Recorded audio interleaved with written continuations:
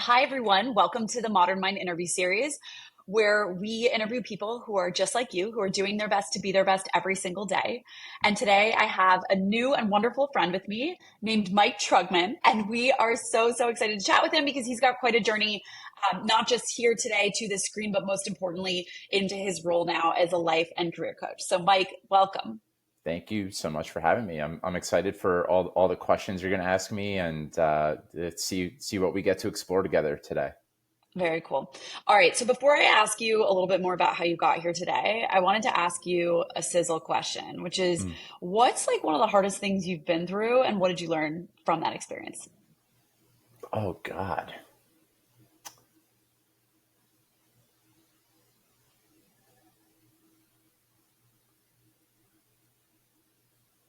I'm just digging for like what's one of the hardest things I've been through. Okay, I mean I'll just go the first thing that came to mind for me.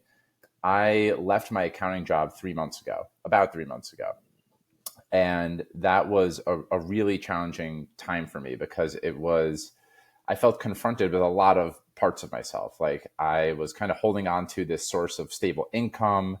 Uh, I felt like I wasn't showing up as the partner I wanted to be in my marriage. I wasn't showing up as the father I wanted to be to my son, who is now 21 months old. And I had been working on what is here now that I'm a full time life and career coach. And it didn't feel like I was taking a leap of faith there in leaving my accounting job without the financially backed evidence that this was going to quote unquote work out. And so like it was a particularly hard point in my life because I was holding on to something that was not working and therefore was in an immense amount of pain, was distracting me from really being there with the people that mattered most to me. And uh, yeah, like I just wasn't showing up in my life at all.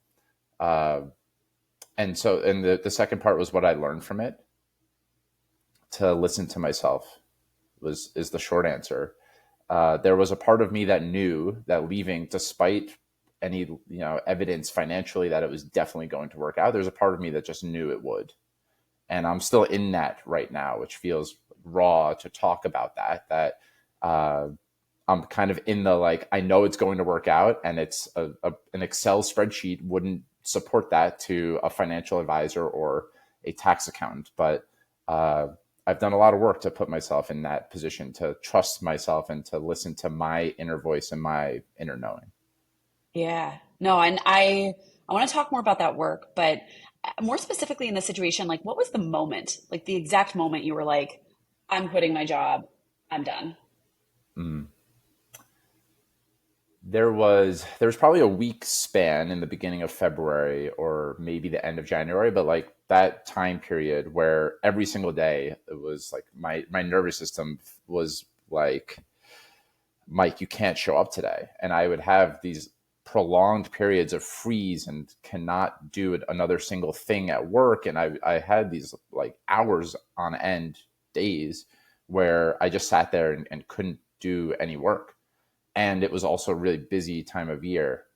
And I think the moment where I recognized that it was the right thing for me, there were things that needed to happen after that. Like I had fear about the conversation I would need to have with my wife, and like the hard conversations I would need to have in order to put it into place. But when I knew it was the right choice for me and for my family, was a meditation a couple of days before I had the conversation with my wife. So I was just checking in with myself, and I had the thought, like, what if I left and just gave myself a few months? I have enough cash runway to do that. So what if I actually did that? And I could feel almost like the shield lifted off of me. Like that, the possibility of that just felt right. And not from like a running away from, there was a part of it that was running away from pain, but there was also a groundedness in my experience. Like felt like a groundedness to this, of this is right. It feels right to me to do this. And I had been coaching for already 4.5 years before that. So I had built some sort of reputation, and you've now had the privilege of being in my presence. So I think I'm pretty good at it. He's great And at it. thank you. And So it was in that meditation, I at least had that moment where I connected to, this feels right. I know it's right. And then there were the, okay, logistically now what needs to happen in order to make this thing happen. Yeah, no, that's big. And we also will get back to those logistics, but fascinating. So I'm laughing because most people hear life and career coach and they think, whoa, like, like a lot of times folks with your background in accounting would be like, I'm an executive coach, or like I do, executive things.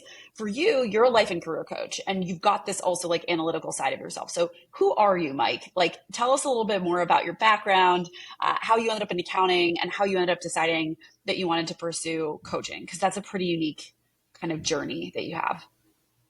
Yeah, a lot of things. I think the short answer for why I chose accounting is that it was the prescribed should path for me. And it made a lot of sense. I am an analytical person. I like making sense of the world through numbers, through things that are quote unquote real or that I can see out in front of me. And numbers are a great way to make sense of things. And I was also, as a kid, I was very shy. And it was actually very alluring for me to have a career path where I would have this promise of stability financially, job security, and I wouldn't have to talk to people. So that's that's really how I chose accounting. It also was a beloved choice by my lovely Jewish parents and all of my peers who celebrated the what out of me for taking that path. Like, I think it's a very common experience for children of Jewish parents to be told be a doctor, lawyer, accountant, engineer, something of that sort. And accounting made the most sense for me. Uh, my mom is a very spiritual person. She was like, in when The Secret came out in 2006, she was all over that. She's always been talking about manifesting her dream life. She's always seeked counseling from mediums and been in touch with non-tangible forms of communication, or at least seek that, I should say. And I say that to say, I think I'm this really interesting blend of really analytical, pragmatic, making sense of the world through numbers and analytics, and also like deeply spiritual, caring, nurturing, loving, uh, really able to see that at the core of people is this really big, beautiful heart. And I think that all of us have that. And coaching is this really robust technology to me that helps people access all of the different elements of themselves and integrate that into creating a really beautiful, magnificent life. So when you ask me who I am, I'm a lot of things. I was like, I'm an athlete. I love sports. I'm the kind of guy who curses at his TV and hates the opposing team. I'm also like the type of guy who walks down the street and just thinks to myself, I wish everyone knew how amazing you were. And I kind of just want to give everybody a hug and want to connect with every single person and know everyone's stories. Uh, I like to have fun. I'm silly. I like to laugh a lot. I'm a dad. I've been a husband for about 5 years. So I'll pause there. Yeah. Oh my gosh. So many wonderful things. And obviously, when you're speaking, it's just like, it brings me such joy. I think what it brings up for me is like how unique you are Mm, as a man.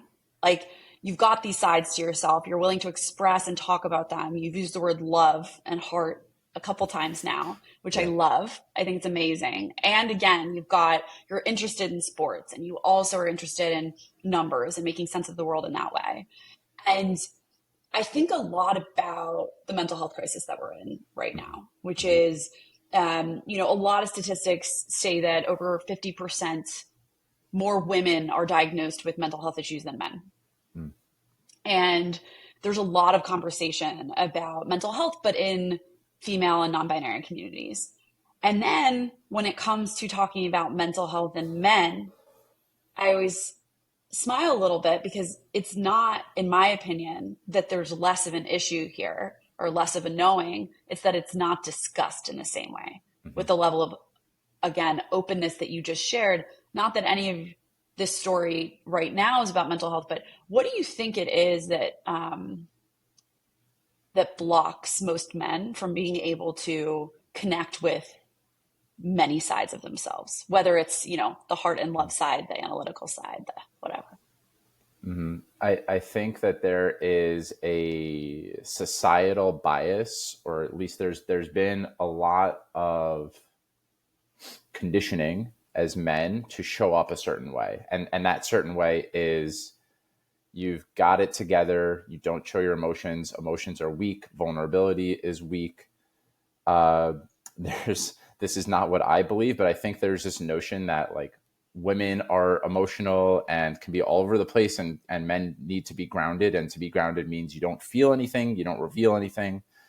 And and so we've come a long way with that. I think more and more people are opening up to the fact that guys are human beings too, and every human being experiences emotions. And I was just listening to your conversation with Brian and how he talked about how emotions are like the weather or like seasons. Like they're there and they happen. And if we choose to ignore that, there's a big cost to that energetically. And if we're present to it, it can give us information about what matters to us and where we didn't get what we needed when we were younger, etc. But yeah, I think a large part of why we're in this mental health crisis and why it's guys are less spoken about is because it's just less societally accepted. It's probably less accepted in our families of origin, that as a guy, you don't do, that's not something that you do. That's for the women to do. Yeah, yeah. And for you, like, who gave you permission to access conversations about? And it sounds like obviously your mom had like this like more spiritual side of her. You said, I really loved the line. You said something like she was more open to like intangible forms of communication, which I Mm-hmm. love. But I guess let's talk professionally. Like you start working, um, yeah, who gave you permission to feel more and express yourself? And because to me, like so much of that is related to you as a coach, but also your openness and willingness to be able to coach others, Yeah, I think a few things. One is I come from two parents who have been in therapy for over 30 years. So which is I amazing. it is amazing, and they modeled there were limitations of that, but by and large they were not hiding from their own experience. They examined their own lives, and part of examining your own lives is learning, what's happening in me. And part of knowing what's happening in me is knowing your emotional landscape and expressing that. And so that's the one answer that I would have to that, is that my parents gave me permission.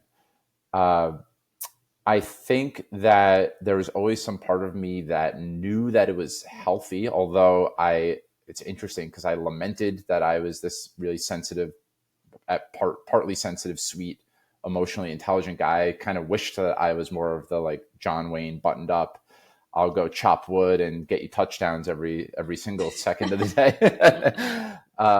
But there was also like a deeper knowing, and I'm invoking that phrase again. There was a deeper knowing that like when people shared what was really happening with them to me, that was a really a meaningful experience. That they got something out of it, I got something out of it. And so I think that a lot of my connections also gave me permission, that like they would show me what they were really feeling, and that felt really connective, and that's always felt really important to me. And then I would say another layer of that is when I have sought professional support, partly through therapy, but even more so through coaching, is that I have seen that when I can be present to my own emotional experience, that transforms the way that I can show up in my life. Yeah, no, that's big. And I think one of my questions to you is, what would you say? Like, I like to always say, like, we've got a lot of Misha gossip here. So, like, a lot of like, tangled crazy for all of us. When you personally are going through a period where things are kind of scrambled for you, what are like the 1 to 3 things tactically that you do to unscramble your mind? Slow down. Yep. Slow down is number one. Slow down can be meditate, breath work, go for a walk. Those are the, or journal is another big one that I do too. So that is slowing down to notice what is happening for me there, or to like, if my head is scrambled like that, breath work in particular, or going for long walks without my phone, or things like that, they kind of allow, if you think of being scrambled as like really noisy, staticky television, it kind of just like allows the picture to become clear on the television to do those things. And when the picture's clear, then you can be more choiceful about it. Great. I'm noticing that there's anger here, fear here, so whatever's here. Now we can start to analyze that instead of like running around with like a chicken with its head cut off. So, those are practical things. I think that I've been fortunate to find different kinds of safe spaces where there's people I can talk to who can help me. I feel safe with them. So like safety is a really big component of it. I feel connected. Um, And are those people in your family or outside of your family? Are they paid or are Both, they non-paid? all the above. Okay, Yes. amazing. I have people in my family that I can talk to about these types of things, or just like say what my experience is. That there's definitely friends, and then professional support too. And I think, as you know, like when you're in expansion mode, or like when I am trying to like put my foot on the gas to grow my business, there's all sorts of that mishigas that comes up. And I found that specifically in that realm, it's been really helpful to have professional paid support. Yeah, no, that's big. And let's talk a little bit about the paid support now. So, like, there's therapy and there's coaching. Mm-hmm. What's the difference for you?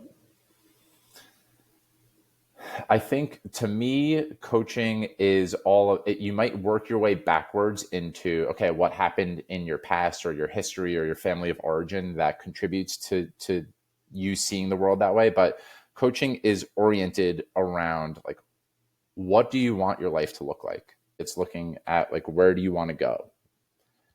And I think that there's a huge overlap between therapy and coaching, in that when you start to move towards the future that you want, you're going to brush up against limitations, or like there's a saying, what got you here won't get you there.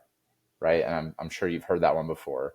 And so like when you're seeking a change like that, if you connect to something that is really important to you, you're going to probably have to do some healing around the worldviews of your past. And it can help to make sense of that. I think that maybe another big difference between therapy, and this is my experience of therapy and coaching.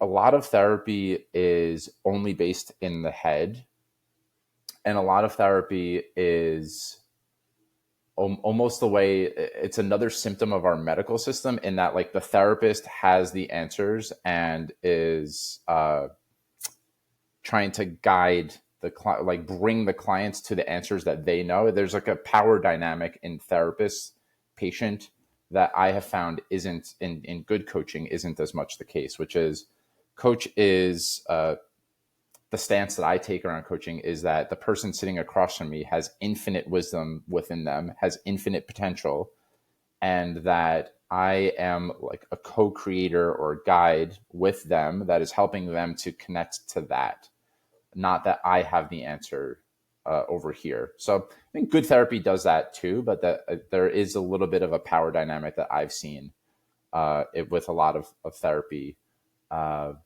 that like the therapist has the answer, that the client needs to like get to the place that the therapist is. Or maybe put another way, like it would be seen as weak if the therapist was revealed as having other therapists, like they've got life figured out over here and you don't over there, and so like I need to heal you.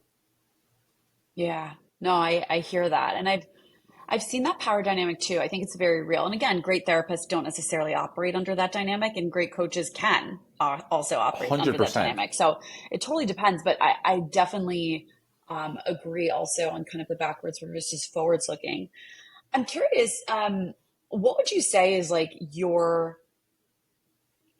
biggest transformation moment in either one of those spaces? Well, it's not one moment per se, but the thing that's coming up for me here is that before I ever did inner work, there was certainly this sense that life was kind of just happening to me and that I was just going along for the ride. And the biggest transformation that I've made, and part of what allowed me to leave accounting, is that there is this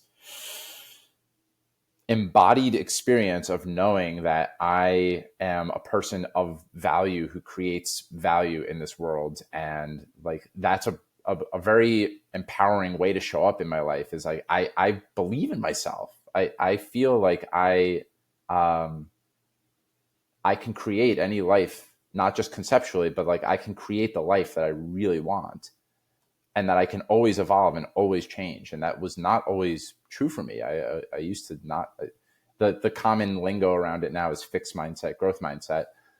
But like, I really feel that life is infinitely possible, and I have certainly many limitations, but that I can work. Like, Tony Robbins doesn't feel like some, that he's like superhuman that I could never get to. Like, that's, he put in reps and work and just kept working, kept working.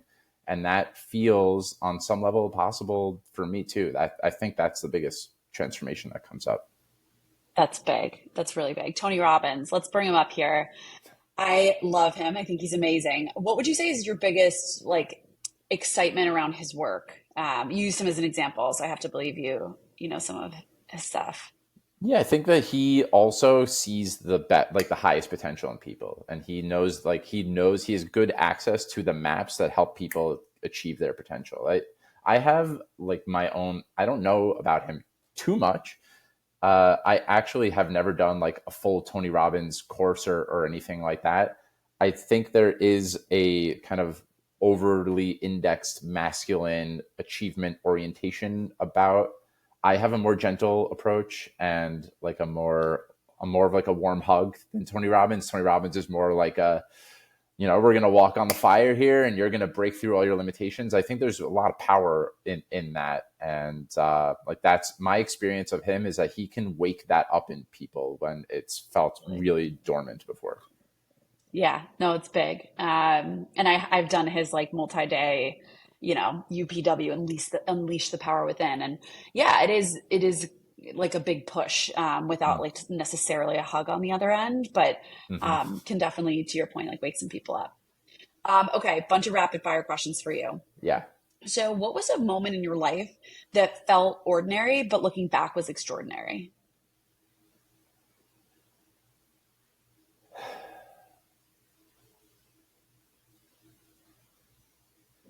Anytime my son laughs is one. But like last night, uh, it was Mother's Day actually, and my wife and I were putting my son to bed, and he's been asking for puppet shows. It's usually my wife that puts him to bed. I cook and make dinner while she's putting my son down. But yesterday we ate dinner as a family, so we all three of us did bedtime together.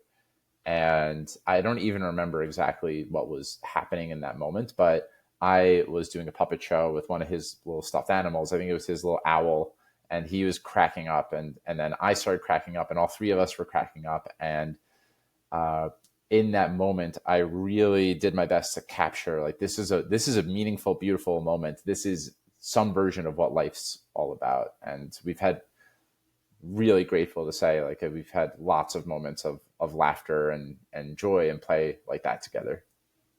That's amazing. That's beautiful.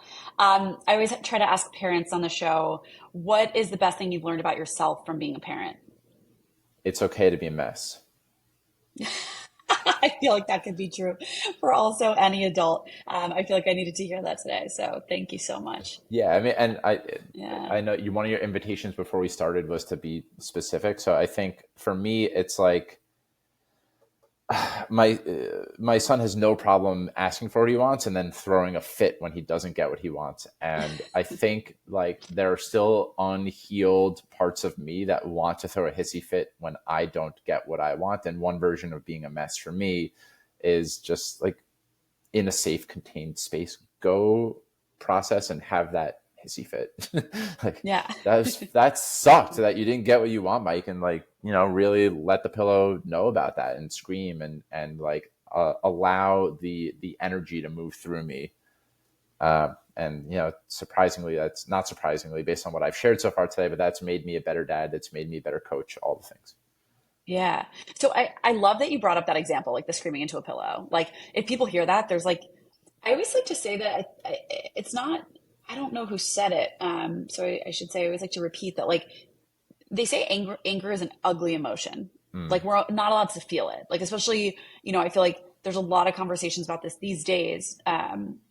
But I just had a friend say the other day that on the other side of anger is grieving. a lot of Um, times. And so, what would be like 3 to 5 ways that you, as a coach, would advise somebody release anger in a healthy way because it is a healthy emotion? Mm. Well, I like to use the conscious leadership group. I don't know if you're familiar with them, but they have the question that they have around anger is like, what matters to me here, or something like that. Which anger is this emotion that can show you like something matters to me and it's not right. So I think a lot of just having that awareness is already big, of like either a boundary or something, I didn't get something I wanted, or there's an injustice of some kind that I feel anger about. So like I think it helps give people a something to hang their hat on, something tangible of like, this is what anger it symbolically can mean. And then in terms of like 3 to 5 healthy ways to process anger, that's definitely one of them. Like let the energy move through. If you were to like allow that energy to move through your body, how would it want to be expressed? Part of it's probably just like doing that, punch the pillow, yell into something. Uh, whatever. If your body were to just move, I'm imagining like the times where I feel anger. Like if you just let your body move in that, what might happen? It's a very powerful emotion, and so like you can feel I know there's lots of different wrong directions you could go about this, but if you do in the right environment, you can like kind of feel the power in the stance of like, that hurt, I'm upset about that matters to me. I love that, by the way. Like, one of the things I do is I have to either, when I'm mad, walking's not enough for me. It's like elliptical, turn it up to like 29, where I'm pushing. Like, that's the feeling. It's like when you were doing that, it's like there's like a push involved in that, or run, Yeah, like fast to rap music, like, that like that. too. Yeah, is also helpful. And part of it though, like what I have learned underneath it there being grief, a lot of times anger is there because the injustice was I wasn't under a presence. I wasn't met with love is the way that I would say it. In a time where like I didn't get something I wanted. Yeah. Yeah, like uh I remember one time I was little and at Burger King, I wanted like one of those toys, or maybe it was McDonald's, but like I wanted the toy and I didn't get it. And I like threw a hissy fit. And that was like, it's bad that you threw a hissy fit. And so like on some level that has just lived in me unhealed because I was never present to. And like, I get it, Mike, you wanted that and you didn't get it. And that sucks. And sometimes it is just like, can you turn the attention towards the part of you that's really feeling that anger and say, I get it, I understand you, I see you. And a lot of times underneath that is where that sadness or grief comes in. So like that's a really did any of that not make sense? Because to me that feels like a really practical application of understanding anger is, can if I'm just present to it, it gives me information about something that matters to me or something that needs to be healed in me. Totally. And I think like it makes complete sense. And I'd say different people have different ways of learning. For And sure. so like in the same way, like, for me, I'm a kinesthetic learner and a visual learner. So like, Yeah. I literally wrote fuck, fuck, fuck, fuck, fuck, fuck, fuck Hmm. on a piece of paper the last time someone really hurt me. And it was through a work context. And it was somebody who really, I mean, the example you gave was like right on. Like I was expecting a relationship to go one way and it was the complete opposite, and they really hurt my feelings. And like as an adult, you're not allowed to say that at work in a way, Hmm. but it took me a moment for my anger to subside to realize that like it was really just that. So I think I always like to say, like, take your learning style and use that to match the way you love to be loved, the way you want to be, express anger, the way, whenever there's something intangible, that's how I try to make it tangible. But Mm. your point around really spending time with it matters. The question is, like, how do you spend that time? And so yeah, that's Well the only said. ad I would make. Um, so great. Okay. Who's a person in your life that has changed you in any way? It could be like someone at the grocery store who said something to you. It could be a teacher, a family member. Um, Mm. Well, in the spirit of this conversation, I worked with a coach for 3.5 years. I don't work with him anymore, but he's really taught me everything that I've been speaking about today, or I should say, he's helped me realize way more deeply everything that I've been speaking to today. His name is Yotam Shachter. Love it. Love it. Love it. Um, and what is it about him that you're most grateful for? Like, what made him somebody you Mm. wanted to stick around for 3.5 years? The ability on a regular basis, every single 2 weeks, that we would set aside an hour together, that he was able to sit across from me and help me make sense of myself, no matter what it was. It could have been a vision that I had and helping me connect to what was it about that vision. So like he really helped me hone in on what mattered to me on the upside. And then also when things hurt, or like if I wasn't showing up the way I wanted to in my relationship, helping me get curious about that and learn from it. And what was it about that? And like really helped me to integrate all experiences in my life to um, yeah, like heal parts of my past and then start to move towards the life that I really wanted. And like I think that there was a consistency component of it, of like chop wood, carry water. We're doing the work is kind of the same thing over and over again, but there was also this really beautiful emergence of after a certain amount of time, like, oh wow, I've shifted, and that's been a big transformation. And now what do we get to do? And he was really supportive for every aspect of that. That's amazing. And I love your reference to Chop Wood, Carry Water. That was a really fun book. Um, okay, so what's like a poem, book, podcast that's changed the way you think about the way you think? Internal family systems, the modality, has changed a lot of the way that I think about growth and development. You want to say a little bit more about that for those who don't know what it is? Yeah, I think there's a misconception that like consciousness, you're kind of just like this one self, and uh, I think it's a very limited way of looking at people, is like that you're not dynamic and you don't have multiple aspects of yourself. So in a way, like this whole conversation, I've been dancing around and using language from internal family systems. Like there's a part of me that's this, there's a part of me that's that. And what I have found is that internal family systems honors how dynamic that we are. Like there is a part of me that is kind of just like a man's man and likes playing sports and doesn't want to have deep conversations. There's also this really warm, fuzzy, gentle side of me. And then without getting into every last layer of all the nuance, we develop different strategies over time based on the love that we receive. So, like for me, I tended to be more conflict avoidant, people pleasing. I will kind of bend myself to meet the needs of a group space. That is a really beautiful survival strategy at the time. But then as I emerged into an adult, that's like I was suppressing parts of who I really was. And that's a lot of times where anger emerges from. By the way, it's like I I had a need there, and I didn't get to express that. I had to like fit myself into certain molds in order to make this system operate.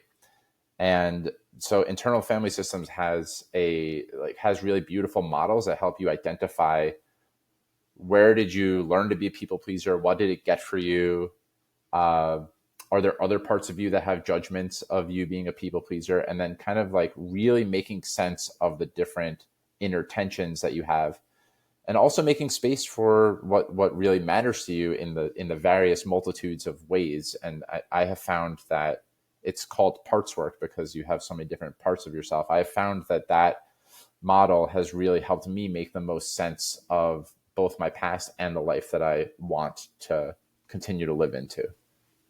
That's amazing. That's really amazing. And I think what's cool about IFS and parts work generally is it's something you can do with a coach or a therapist, Yes. depending on, it's just who's been trained in the work, which is really, really special.